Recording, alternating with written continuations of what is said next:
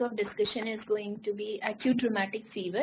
And as you know that this acute rheumatic fever is a disease which is an immunological reaction, and lot of changes has happened over the period of almost 5 decades, 6 decades is going on, but still there are been changes in its diagnosis, but treatment is more or less much standardized. So I cannot change the slide. I'm just okay. So as you all know, acute rheumatic fever is actually an immunological reaction rather than direct tissue damage due to the infecting organism or bacteria. So it is a gram positive beta hemolytic streptococcus of group A, which causes the immunological reaction in a susceptible host. So not all patients who have got the streptococcal infection will develop acute rheumatic fever. A genetically susceptible or predisposed host with a rheumatogenic strain, like some strain of group A streptococcal infection, are more causative organism for acute rheumatic fever. So rheumatogenic strain in a susceptible organism and a genetically predisposed host will lead to the immunological response. So it contains, there will be activation of T and B lymphocytes, and that will carry to the various tissue, which will provoke further activation of cytokines, tumor release, tumor necrotic factors, interleukin factors, which will ultimately break the endothelial continuity and will lead to expose the endothelium to the bloodstream. This is especially what it happens at the valve level in the heart, and because of that there will be a continuous process of immunological reaction where there will be lymphocytic and cytokine release will happen. A vicious cycle will start and will ultimately lead to the damage of the valves. And similarly, this activation of lymphocytes and cytokines can as well lead to deposits at the synovial fluid in the skin and sometimes in the brain, which will lead to the various other manifestations that we know, like carditis, arthritis, chorea, and the skin lesion. So the incidence of acute rheumatic fever, this is acute rheumatic fever in India, is 0.2 to 0.75 per 1,000 per year in school-going children, that is 5 to 15 years of age. And out of this, 30% of acute rheumatic fever infected children will continue to have rheumatic heart disease due to where the damage to the valve is quite significant. And now this criteria has been defined by WHO, which has come recently in 2015, where they have defined low risk background and higher risk background population. So a background is called as low risk if there is an ARF incidence less than 2 per 1 lakh school age children in 5 to 15 years of age per year, or all age prevalence of rheumatic heart disease less than 1 per 1,000 per year. If this is the incidence, it is considered as a low risk background. And if the incidence is more than this, like more than 2 per 1 lakh population, then it's a high risk population. This concept is very important to understand because WHO has now divided major and minor criteria differently in different risk populations. As we all know, the carditis and arthritis are the two major important manifestation of acute rheumatic fever, and because of this, most of the time patients present to us. Lesser degree of presentation is seen in SYDENHAM chorea, which is 10 to 30%, and rarely on examination we can also find that there are subcutaneous nodules or erythema marginatum. Now, how this Jones criteria has evolved. Jones has described this criteria in major manifestation and minor manifestation in 1994. And when he has described this in his criteria, carditis was the major criteria, and along with that there was arthralgia but not arthritis. Subcutaneous nodules, chorea, and erythema marginatum were continued to have major criteria. Then pre-existing rheumatic fever or rheumatic heart disease, if this history is there, this is important in recurrence of acute rheumatic fever. Then minor criteria were considered if there is raised leukocytic count, ESR and CRP, but exact number was not given. Along with this, in original Jones criteria, epistaxis, abdominal pain, anemia, and pulmonary findings were as well considered as a minor criteria, but they don't exist anymore now, because it was thought that the abdominal pain and pulmonary findings are secondary to the valvular changes like severe mitral regurgitation and heart failure will lead to the pulmonary finding, and as well right heart failure can cause hepatomegaly and abdominal pain. So then it has changed, AHA guideline. The carditis remain major criteria till now in WHO 2003. But then there are add-on minor criteria what AHA has added as a prolonged TR interval, which still continues to be part of Jones criteria. Then arthritis, but not arthralgia, started as a major criteria in 1956, and again it continued till now. Subcutaneous nodules, chorea and erythema marginatum continued to be a major criteria from 1944 till now. The epistaxis, abdominal pain and anemia no more remains in minor criteria. Then in AHA, according to AHA guidelines, the essential criteria were added, which includes the supportive evidence of group A streptococcal infection by anti-ASO titer or anti-DNS titer or positive throat culture. So this will show that there is enough evidence of preceding streptococcal infection to the clinical manifestations. So carditis, as we know that this is one of the major criteria, and also most important reason why the rheumatic heart can lead to morbidity and even mortality. So studying carditis is most important of all. So as we know that carditis is usually a pancarditis, that means it involves valve, endocardium, myocardium and pericardium. But never an isolated myocardium will be the presentation, or never an isolated pericarditis will be the presentation of carditis. It is usually as a part of valvular involvement, there will be myocardial involvement and pericardial involvement. So there will never be a standalone finding of pericardial tamponade as a rheumatic heart fever. It doesn't happen. Similarly, an isolated pericardial effusion will not be manifestation of carditis in acute rheumatic fever. So valvulitis is most important reason for morbidity, and it is the most important manifestation of carditis. Among all valves, left-sided valvular involvement is more than the right-sided involvement. So a clinical finding of new onset apical pansystolic murmur or early diastolic murmur of aortic area will be important clinical features of valvulitis of carditis. Isolated tricuspid regurgitation or isolated pulmonary regurgitation will never be seen as a carditis in acute rheumatic fever.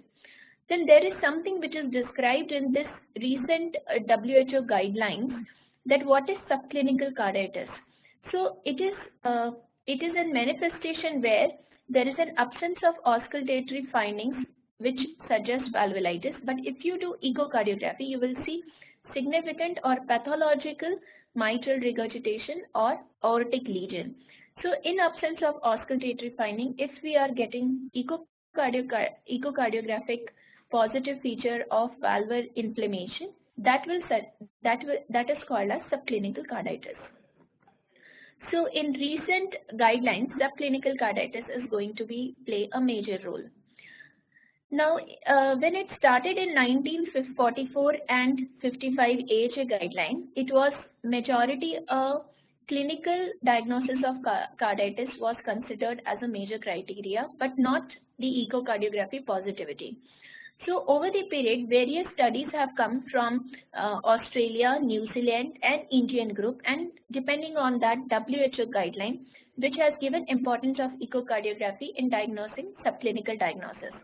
So in 1992 Jones criteria, they never used to perform echocardiography to confirm or to label a patient for carditis, and neither the echocardiogram was done in suspected cases. But in 2000, a criteria workshop, it continued to be same, and carditis was a clinical diagnosis.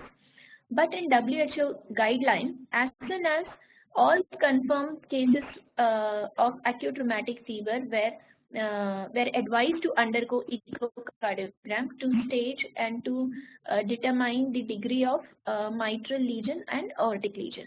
Then study came from India by Dr. Srivastava et al., which suggested that the echocardiography should be performed in all cases of acute rheumatic fever, but echocardiography in suspected cases were again not advised, and to confirm as a in absence of MR, echo confirmation of carditis was not advised. But the guidelines from New Zealand guidelines and Australian in 2008 and 2012 suggested that 12 to 15 in New Zealand guideline, and in Australian guideline up to 30%, it was possible to have subclinical carditis. That means clinically there is no significant murmur of mitral regurgitation or aortic regurgitation, but echo helped in picking up pathological lesions at mitral valve or aortic valve or both together. So they advised that echocardiography should be performed in all suspected cases of acute rheumatic fever, and as well where there is in absence of any murmur or cardiac signs, still echocardiography should be performed and can be considered as a diagnostic criteria for carditis. So what Doppler criteria or what are the echo criteria that will help us in diagnosing rheumatic valvulitis? So for mitral regurgitation, it should be seen in in at least two views, that is 4-chamber and long axis view. The jet length of mitral regurgitation should be more than 2 cm and peak velocity should be more than 3 cm, and it should be pansystolic jet in at least one envelope. So all these 4 criteria should be met to say that it is not a physiological mitral regurgitation, but it's a pathological regurgitation. Similarly, for aortic lesion, it should be seen in 2 views, again that is long axis and 5-chamber view, and jet length should be more than 1 cm, peak velocity more than 3 meters, and there should be pan-diastolic jet to say that it's a organic aortic regurgitation. So these all 4 criteria should be met for Doppler diagnosis of carditis.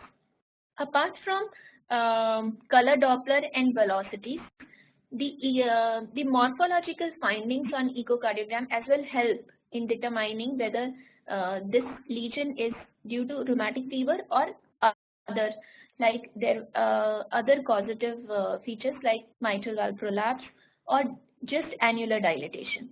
So for diagnosing acute rheumatic fever leading to mitral lesion, there should be either annular dilatation, caudal elongation, caudal rupture, or beading or nodular appearance of the leaflet tips. This is found as a diagnosing criteria for mitral regurgitation in acute carditis. For chronic mitral regurgitation, this is not seen in the acute carditis. There will be thickening and shortening of the chordae. The first pathological lesion that happens to mitral valve is annular dilatation and caudal elongation, which will cause maladaptation and co-optation of anterior and posterior leaflet, leading to mitral regurgitation. And at aortic valve lesion, there will be focal thickening, co-optation defect, and restricted movement along with leaflet prolapse will suggest that it's a pathological aortic regurgitation. So as you can see in this patient, this is a known case of rheumatic heart disease, but we can see that patient has deterioration of symptoms in recent time, and we can see here that there is thickening of posterior mitral leaflet, anterior mitral leaflet. There is a bead-like appearance at the AML, and one fluttering structure is seen which is moving in the atrium and going back to ventricle, that is the rupture of chordae. So rupture of chordae is a mechanical problem that happens due to elongation of the chordae and continuous inflammation process. So that can lead to the rupture, and this leads to severe mitral regurgitation. And as we can see here, the velocity is more than 3, and there is a pan-systolic envelope which is seen here. So this is a pathological mitral regurgitation due to chordal rupture, which is going to be due to acute rheumatic fever. In aortic location, there is this thickness of the leaflets. We can see here that the RCC and NCC, they are thickened, and then there is aortic regurgitation as well. So this was for carditis. Arthritis, as we all know that it involves the larger joints, it is migratory, it is self-limiting, it has got very good response to aspirin, and usually there will not be any residual lesion or residual morbidity due to arthritis. It subsides of its own within 2 weeks to 4 weeks duration. So confusion comes when there is a reactive arthritis. There is a streptococcal infection, but not large joints are involved, the smaller joints are involved. And the response to salicylic is not as great as we see in acute rheumatic fever leading to arthritis.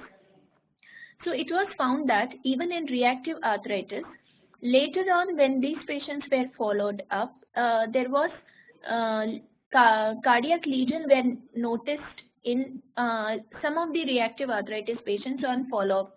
So retrospectively, diagnosis of rheumatic fever was made in all these patients, and especially in high-risk population, reactive arthritis diagnosis should be made with caution because it very much mimics like arthritis due to acute rheumatic fever. Similarly, the Australian group has described aseptic monoarthritis. So in Australia, 15 to 20% of patients of acute rheumatic fever can present only with monoarthritis. There will be a single joint involvement that will have very good response to salicylics, and it improves. And later on, there will be arthritis-like changes or other criteria met to diagnose the rheumatic heart disease. In high-risk population, not necessarily the arthritis should be present, but even polyarthralgia is noted. And this will have specific clinical findings, like it will be migratory, it will be self-limiting, and it will not have any residual lesion. So in recent guideline of diagnosis of acute rheumatic fever by WHO has given importance to all these 3 atypical type of arthritis, that is reactive, aseptic monoarthritis, and polyarthralgia in a high-risk population area. Like earlier, it was only the polyarthritis which was the diagnostic criteria, but now in a high-risk population, aseptic monoarthritis and polyarthralgia has given equal importance as a major criteria where it's a high-risk population. Now, subcutaneous nodules, this is the third major criteria where it is a freely mobile firm nodules which are painless and which appears in a crops. It can be as many as in dozen, and they are seen on bony prominence like ankle, elbow, knee, vertebra, or even at occiput. It has got no relation with the onset and offset of rheumatic disease. It may last for weeks, like sometimes 4 to 6 weeks also, and it has got high association with carditis.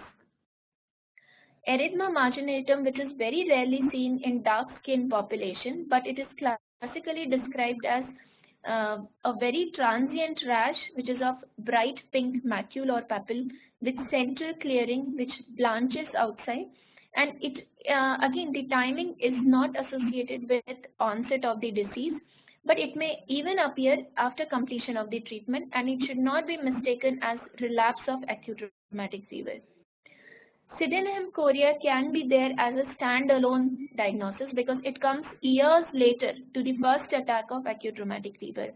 And typically consists of jerky, uncoordinated movement which will come with any intentional activity, and it affects the distal joints of hands, feet, tongue, face, and which disappears during sleep.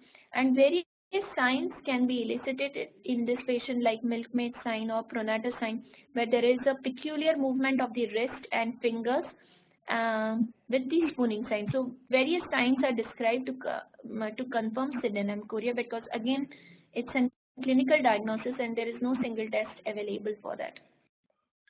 So now let us see some of the examples, because even though the diagnosis has been we are studying this for more than 5 decades, but still the peculiar type of clinical presentation is possible, and taking chance that time whether it's acute rheumatic fever or not fever, this confusion still exists. So let us see this patient. There is an arthritis in a 10-year-old boy who is staying in hostel. At presentation he is normal, and there are normal heart sound, ESR is normal, and ASO is elevated, and there is no carditis on presentation.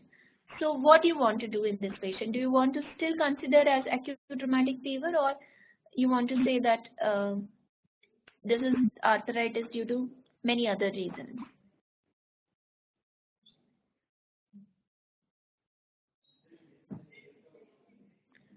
So this is a single joint involvement at knee which recovered. So could be subclinical. So what do you want to say that? What should we do now with this patient? No, you can type there.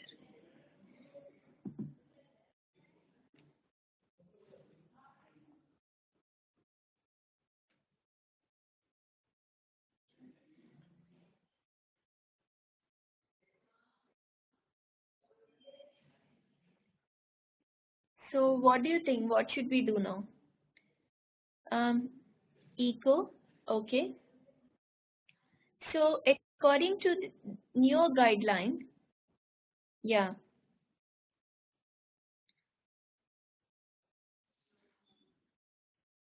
yeah. So if other major criteria are not there, and as I have said that the ESR is normal, so that's what is the inflammatory marker, right? ESR and elevated ASO. So according to the new guideline, we have to perform echocardiography and Doppler testing, although clinically it is normal. Because subclinical carditis is known. Almost 10 to 20% of patients of acute rheumatic fever can have subclinical carditis. So echocardiography and Doppler testing should be performed to assess whether carditis is present in absence of auscultatory findings. Earlier area, before 2000 or 2005, once clinically carditis is not there, it was not advised by the rheumatic heart fever group to perform echocardiogram. But with various studies from India, Australia, and New Zealand, it has come to a conclusion that subclinical carditis is possible where auscultatory findings are not there, but there is a pathological involvement of mitral valve and aortic valve. So echocardiography is must. Now we have performed echocardiogram. Now same patient, same boy, echo did not show any carditis and was sent home. So what do you want to do? The ECG is normal because again it's a minor criteria. ECG was done and it is normal. Echo is as well normal. So what do you want to do now?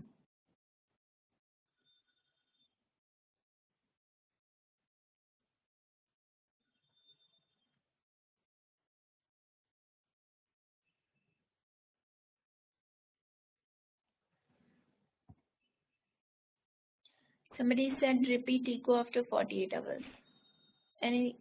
Anything else? CRP. Okay. It's non-cardiac arthritis. Other causes. Okay.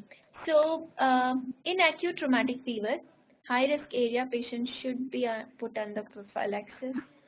No follow-up necessary.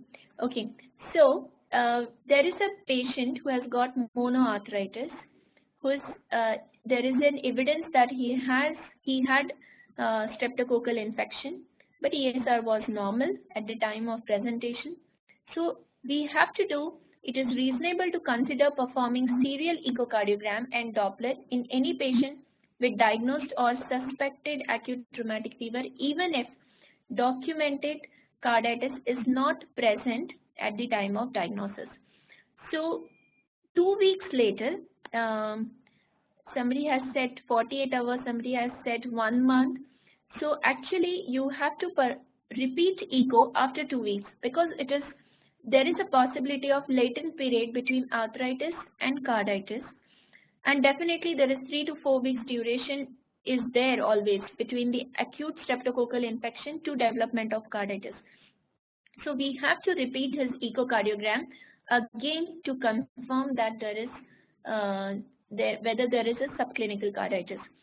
So any boy who has come to you with arthritis where there is an evidence of streptococcal infection, although he is clinically normal at the time of presentation, echo is normal, still it is advisable by class 2A and level of evidence C to repeat echocardiogram to diagnose subclinical carditis.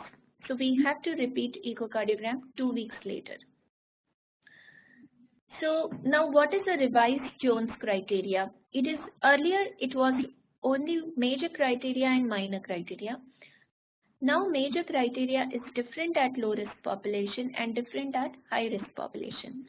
So see the difference than before to now, the recent Jones criteria. Earlier carditis was there on a clinical diagnosis and not a subclinical diagnosis. Either a low risk area or a high risk area, we have to perform echocardiogram in all patients who are suspected to have acute rheumatic fever to find out the pathological involvement of mitral or aortic valve. So carditis, it can be clinical, it can be subclinical. The major difference is now in the arthritis. In a low risk population, it has to be typical polyarthritis like it was described earlier. But in recent time, in high risk population, it can be polyarthritis or it can be aseptic monoarthritis or even polyarthralgia should be considered as major criteria in high risk population. Rest, other 3 major criteria, there are no major changes. The chorea, erythema, marginatum and subcutaneous nodule continue to be the major criteria. Now look at the minor criteria. Again, it is divided into low risk population and high risk population. Earlier, it was only polyarthralgia or polyarthritis. But now, the major differences in low risk population, even the polyarthralgia, and in high risk population, single joint with a pain is enough to diagnose the acute rheumatic fever. Fever spikes, there is a difference. In low risk population, it is more than 38.5. In high risk, it is 38. Whereas ESR should be more than 60 and CRP should be more than 3 in low risk population. Whereas in high risk population, slight elevation of ESR, that is more than 30, and CRP of 3 should be considered as a positive minor criteria. So all clear here? So first episode of acute rheumatic fever is diagnosed if there are 2 major criteria or 1 major plus 2 minor criteria are present in presence of preceding streptococcal infection. The recurrence of acute rheumatic fever is diagnosed if there are 2 major or 1 major and 2 minor, or even if there are 3 minor criteria, it is enough to diagnose the recurrence of acute rheumatic fever. Now, supportive evidence of preceding streptococcal infection is important. So, as we all know that some amount of streptococci will be there in as the commensals in the upper respiratory tract. So depending on the age, various titers are described. If this titers goes beyond that for that particular age, then it is considered to be positive. Similarly, the titers are given for the anti-DNase. Anti-DNase B titer are also available in literature. Apart from that, a positive throat culture for group A beta hemolytic streptococci can also be in supportive evidence for gas infection to that particular individual. So all clear here. Now we often see a single diagnostic major criteria. Patients come with single major criteria, and then we are clueless whether this is acute rheumatic fever or should we consider this as a differential, the huge list of differential diagnosis for even carditis and arthritis is available. So if there is an arthritis which is not of typical type, and there is clinical carditis or there is a subclinical carditis, the acute rheumatic fever is diagnosed. If there is no carditis, which is a echo-negative carditis, we have to look for two minor criteria or another major criteria like subcutaneous nodules or erythema marginatum. Then as well acute rheumatic fever is diagnosis. Isolated arthritis without significant associated any other criteria and there is echo-negative carditis, we should strongly suspect towards alternate diagnosis. Echo-negative 2 times, first at the time of presentation and one after 2 weeks. If both are negative, then we have to consider alternate arthritis. Then we have to again go back and ask history whether there was response to salicylate, whether it was typical migratory, or there were any other associated major criteria are there. If there is a clinical carditis which confirms, then only one minor criteria if it is present, like ESR is high or there is a fever, then it is sufficient to say that it is an acute rheumatic fever. If there are 2 minor criteria or another major criteria is there, acute rheumatic fever is obviously diagnosed. If echo is negative, then we have to consider other diagnoses like whether there is a myocarditis, viral, or there is a pericardial, single pericardium involvement without valvular involvement, then we shouldn't consider these patients as acute rheumatic fever. Similarly, subcutaneous nodule and erythema marginatum will never be as a standalone major criteria. Isolated subcutaneous nodules without arthritis or without carditis shouldn't be considered as acute rheumatic fever unless there is an associated one major or two minor criteria, then only ARF is diagnosed. They are not standalone criteria. If there is no other major criteria or only single minor criteria is present, then we can have then we should strongly suspect alternate diagnosis. Similarly, at the time of chorea, almost always arthritis is not present because latent period is much longer than carditis and arthritis. So ARF is considered if echo is positive or it's a typical SYDENHAM chorea with clinical diagnosis if it is present. Then as well we can consider that this patient had acute rheumatic fever and now it is into the sequelae. So let us see this example. There is a 12-year-old boy who has fever, monoarthralgia, ASO is positive, ESR is 40, and there are normal auscultatory findings. Clinically, he is normal. First and second heart sound is normal. And so what you want to do next?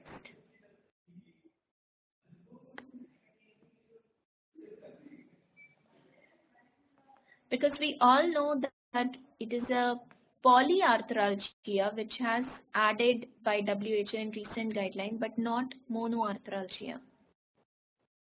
So already 3 minor are there, but only 3 minor are 3 minor criteria will diagnose recurrence of rheumatic fever. In first time, if a patient is coming, 3 minor criteria are not sufficient to diagnose acute rheumatic fever. So Bhargavi said that echocardiogram, very good. We have to do echocardiogram to determine subclinical diagnosis. Now echocardiogram is normal. What should we do next?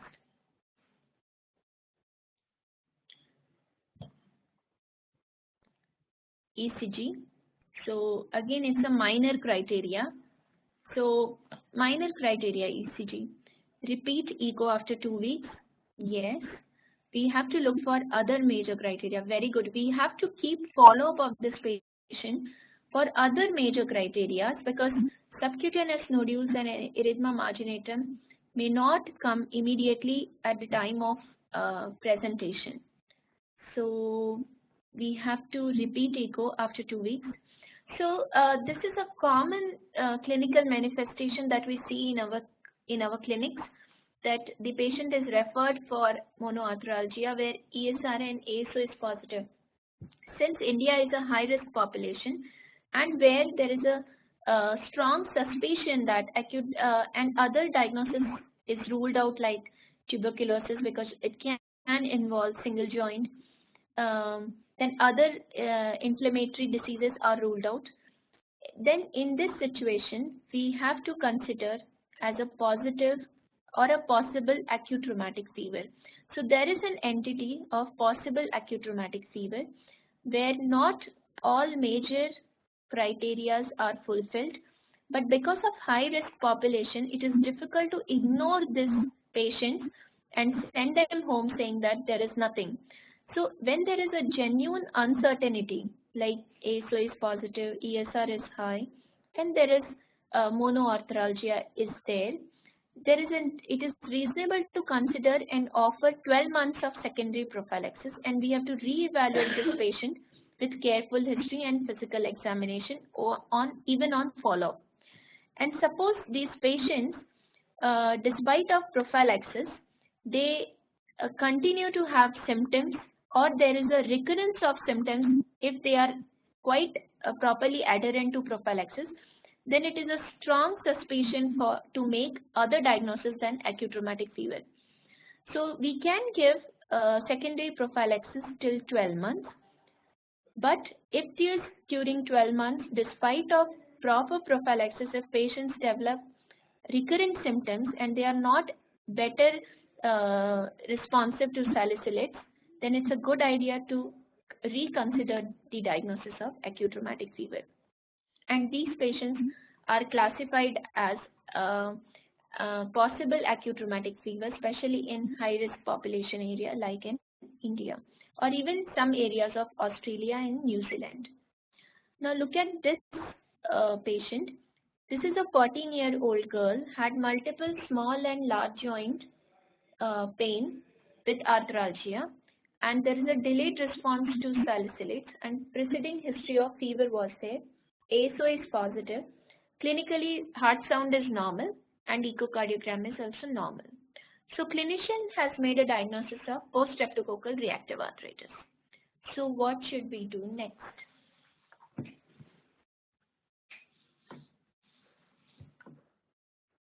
So what do you think? Is it acute rheumatic fever? Because only one major criteria is fulfilled, that is there is polyarthralgia. So somebody said that it is not an acute rheumatic fever, but there is one major criteria is fulfilling. Even polyarthralgia is now a part of major criteria. We discussed this point just now. Polyarthralgia or aseptic monoarthritis.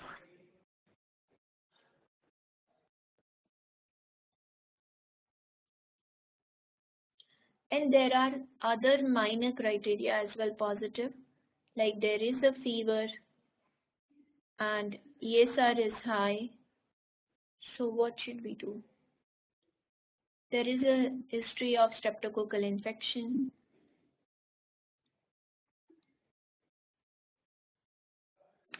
So patients of reactive arthritis were followed up, and yeah, poor response to salicylates, yes. So this is a good idea that delayed response to salicylate, not ARF presently. Repeat echo after 2 weeks. So some patients of post-streptococcal reactive arthritis, when these patients were followed up over the period, they have found that some patients have developed the cardiac involvement over the period. So then they went back and then they thought that the arthritis which was considered as post-streptococcal reactive arthritis would have been a possible rheumatic arthritis. So it is difficult actually in some of these scenarios to completely leave the diagnosis of acute rheumatic fever, but we have to always consider that is there any other differential for arthritis. Like all of you have said, if it is not responding to salicylate, we have to strongly suspect the other diagnosis. So with association with rheumatologist, we have to first rule out whether there is any other diagnostic reason for this kind of arthritis. So even if there is a post-streptococcal reactive arthritis is diagnosed, diagnosed patient should receive secondary prophylaxis for at least 5 years in high-risk population area, because in some of the cases, it is really a difficult scenario to differentiate between post-streptococcal arthritis and rheumatic arthritis where heart is completely spared. So it is reasonable to give them 5 years of secondary prophylaxis and during this time to watch them, but definitely we should rule out other causes of arthralgia and arthritis in these patients. If other causes are ruled out, then it is good idea to give secondary prophylaxis and then reconsider our diagnosis after 5 years. So this is what is the recent guideline by WHO. Now, what is the treatment and what is the scientific rationale behind this treatment? So we all know that once we have diagnosed acute rheumatic fever, we give bolus or a single dose of benzathine penicillin, and we as well give anti-inflammatory medications.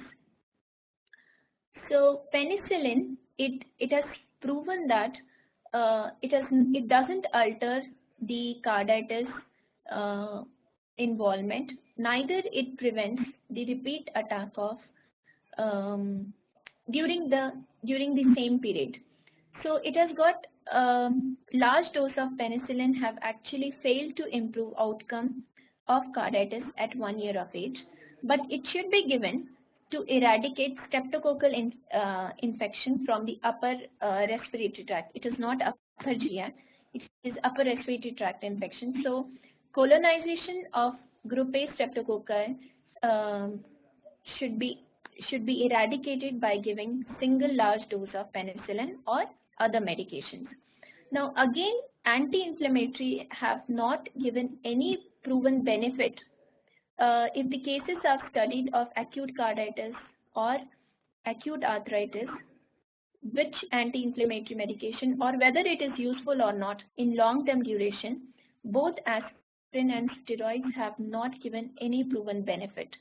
But by expert opinion, it is considered that in acute severe carditis, the steroids have got better treatment response than aspirin. So it is only the expert opinion, but there is no, it is only a class level C evidence, and class 1 and class 2 indications are not there. There is no evidence based in giving aspirin and steroids. So according to WHO protocol, any patient who comes with acute rheumatic fever, we have to give 12 lakhs international units deep intramuscular first benzathine penicillin, or 6 lakhs if it is less than 20 mg Or if patient is not tolerating injectable medication, we can as well give methylpenicillin V 250 mg in children and 500 mg in adults for 10 days. Or we can give erythromycin and paracetamol for arthralgia and arthritis.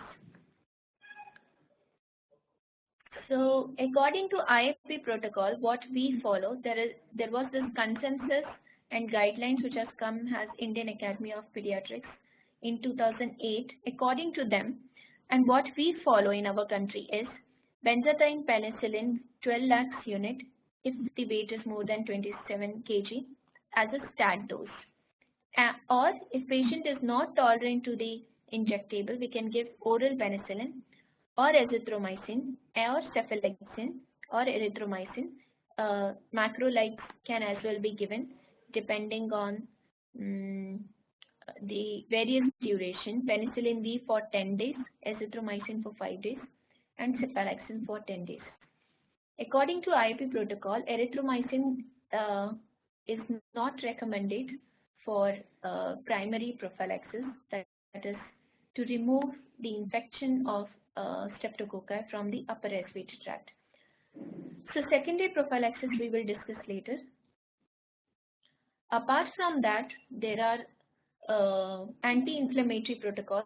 This we follow the protocols which has come in 2008, the guidelines. If there is an arthritis or mild carditis, regime 1 is start with 100 mg per kg for 2 to 3 days, and once ESR and CRP is normalized and inflammation has reduced, taper to 60 to 70 mg per kg. This is class 1 indication. In class 2 indication, we can give 50 to 60 mg over the 12 weeks. So this 60 to 70 mg per kg per day we have to continue for 12 weeks. If there is a frank carditis, moderate to severe carditis is present, we have to give prednisolone 2 mg per kg per day till ESR is normalized. Yeah, we will come to this point, how to define mild, moderate and severe carditis. So mild carditis is defined if there is definitely mitral or aortic regurgitation, which is of mild to moderate degree. If there is a heart failure, there is severe mitral regurgitation. Symptomatically, patient has class 2, class 3 symptoms. This is moderate to severe carditis. But isolated mild to moderate mitral regurgitation or mild aortic regurgitation, both mild mitral regurgitation, mild aortic regurgitation will be considered as mild carditis. So I hope this is clear. So in a severe carditis, we have to give prednisolone 2 mg per kg till ESR normalized, preferably till 2 weeks, and then taper the dose 2.5 to 3 mg every week over next 2 to 3 weeks. And while tapering, we have to add aspirin, again quite high dose, 50 to 75 mg per kg per day, and complete this treatment for 12 weeks. The second regime, which is less followed, is prednisolone to be started 2 mg per kg per day and continued for 2 weeks, and over 12 weeks we have to taper that. In first regime, we taper prednisolone in 1 to 2 weeks, possibly 2 weeks, but in second regime we taper it over 12 weeks. So this is the IAP protocol that we follow. First, benzathine penicillin to eradicate streptococcus in upper respiratory tract, and then add anti-inflammatory medication. The evidence is class C by expert opinion. So let us look at this case scenario. There is a 10-year-old boy who has migratory polyarthralgia, palpitation, there is fatigue, class 3 pansystolic murmur is there. So obviously this patient was admitted, and echo showed that there is a severe MR, there is a caudal rupture, there is pulmonary artery hypertension. He was started on high dose diuretics, milrinone, AC inhibitors and steroids, but there is no significant improvement and heart failure persists. So now what do you want to do? Like I had shown the echocardiogram of caudal rupture. mechanical complications are seen with acute rheumatic fever. So here is one patient where there is an acute severe MR. So now what do you want to do with this patient? He's on stiff doses of diuretics.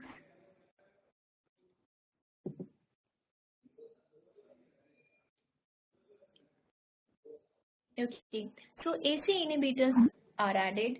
He was on, so the protocol is the patient who is with acute severe carditis with significant mitral regurgitation, we have to add stiff doses of diuretics. We can give metalazone, they are a class 1 indication.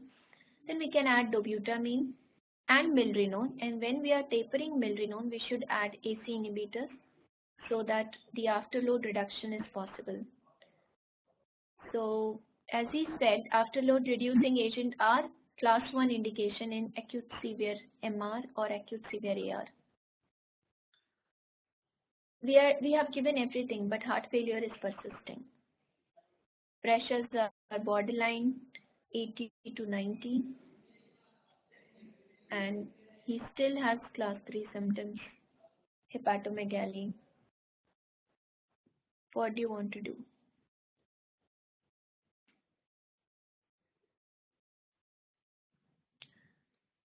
So other students, please put your points. It can be wrong, yeah. So anemia, infection, very good. So first of all, we have to rule out, are we missing anything? Are we missing endocarditis, anemia?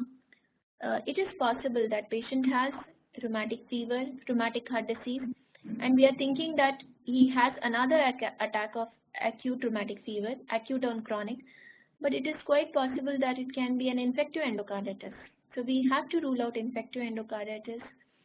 Then new lesion, if it has come like aortic stenosis, and we have to repeat echo, we have to rule out anemia.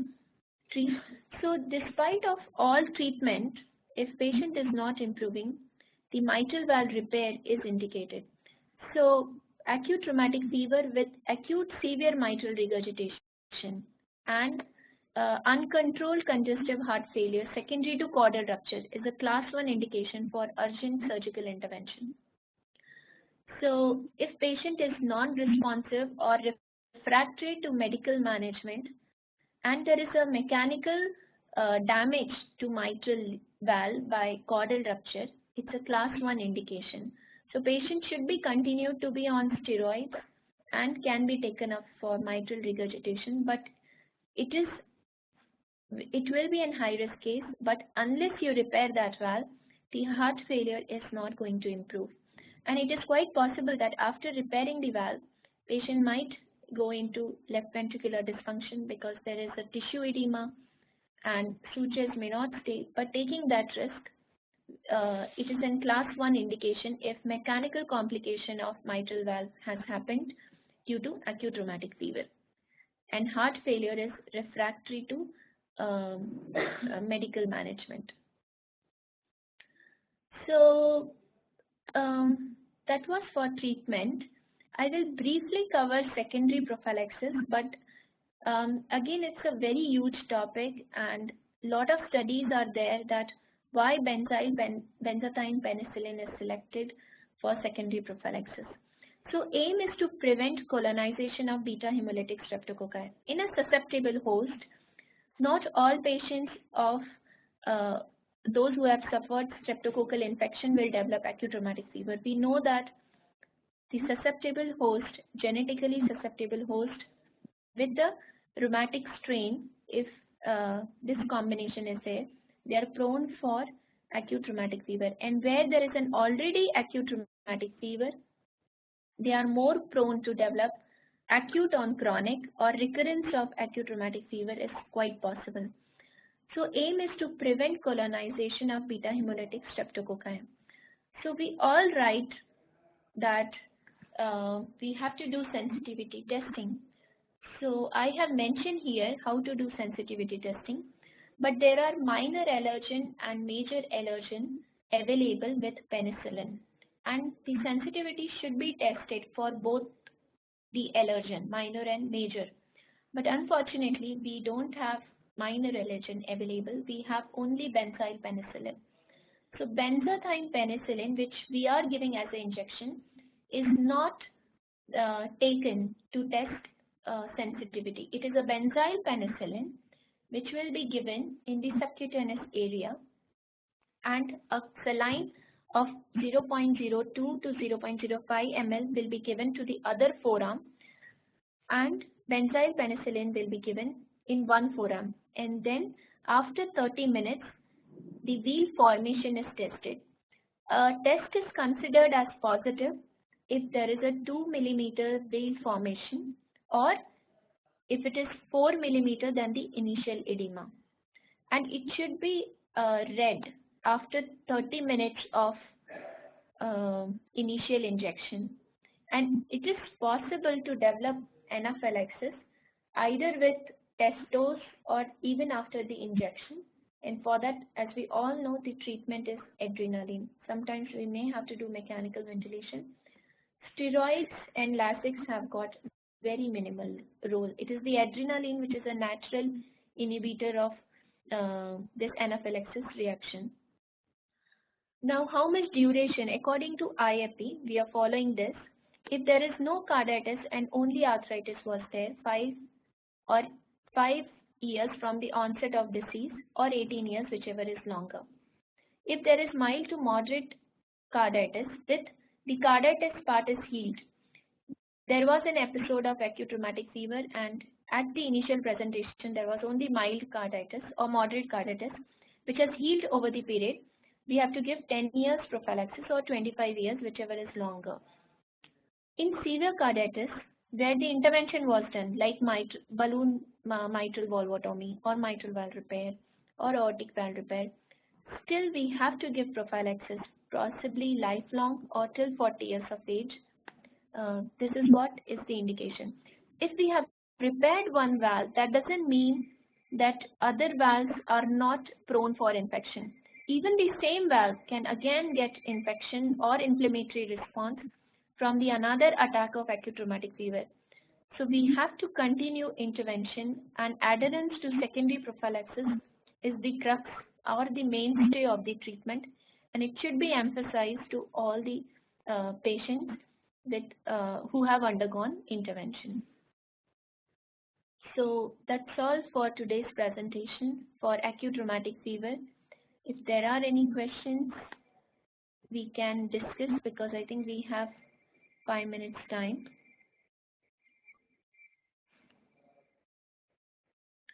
There are many changes from what we used to follow in Jones criteria, in revised Jones criteria by WHO, like arthralgia. Polyarthralgia is now a major criteria in high risk zone, and possible acute rheumatic fever. All this concept has come. There is more and more role of echocardiogram and subclinical carditis. So regarding to prophylaxis, we usually give the test dose from the 7 vial. Yeah, that's right. Whenever we do secondary prophylaxis, we give with the same vial, but that is inappropriate, because that is not going to provoke the immunological reaction. We have to give benzyl penicillin as a test dose, not benzathine penicillin. This we have to teach to our nursing staff. The benzyl penicillin, and this is according to the WHO guideline.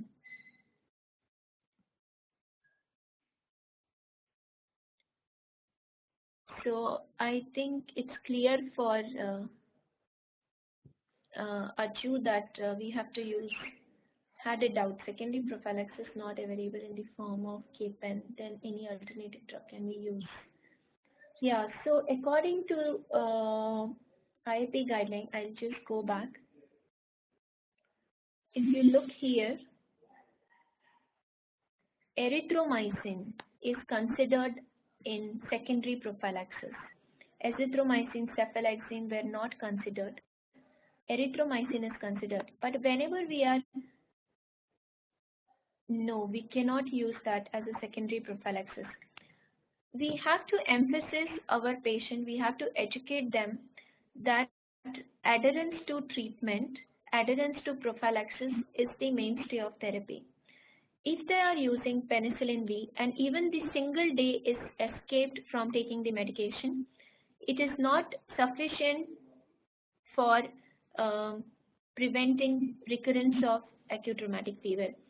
So unless there is a strong reason not to give benzathine penicillin, we have to emphasize to our patient that it is the only benzathine penicillin which has caused the best effect on secondary prophylaxis. Erythromycin is given in Indian Academy Pediatrics protocol, but it is not given in the WHO protocol. It is not considered for secondary prophylaxis in WHO protocol. It is considered, although it is considered in IAP protocol. So oral form of penicillin not available in the market nowadays. It is available. Patients who had only mild carditis or healed carditis or had arthritis or a possible arthritis, possible acute rheumatic fever, or if we are considering something concept of post-streptococcal, we can give penicillin B because heart is not involved. So it is available, it is still available. Maybe some area there might be scarcity. Yeah, it is available with other brand names as well. So you have to write down just penicillin V and whatever brand name is available with the pharmacist, they may give. K-Pen is the popular name, but even other brand names are available. 250 mg and 500 mg. Again, this is an important concept that we tend to give secondary prophylaxis in less than 27 kg patient. We give 6 lakhs units, but again we write down as a 21 days. So that is inappropriate. If you are giving 6 lakhs units, make sure you are repeating the secondary prophylaxis in 15 days, especially in high-risk population, not in low-risk population. Low-risk population we can give once in 1 month. So if there are no questions, we will end our day here and we will meet in some other e-class. What are the precautions while giving benza apart from sensitivity? You have to make sure that you are giving deep intramuscular, because if you have given it superficial, it can cause tissue necrosis. And you have to give that slowly. It is extremely painful. So whenever you are giving, please talk to your patient that it is going to be a little bit painful, but we are going to be careful and we will give it slowly. So you have to give this deep. You shouldn't give this in the skin because it can cause tissue necrosis.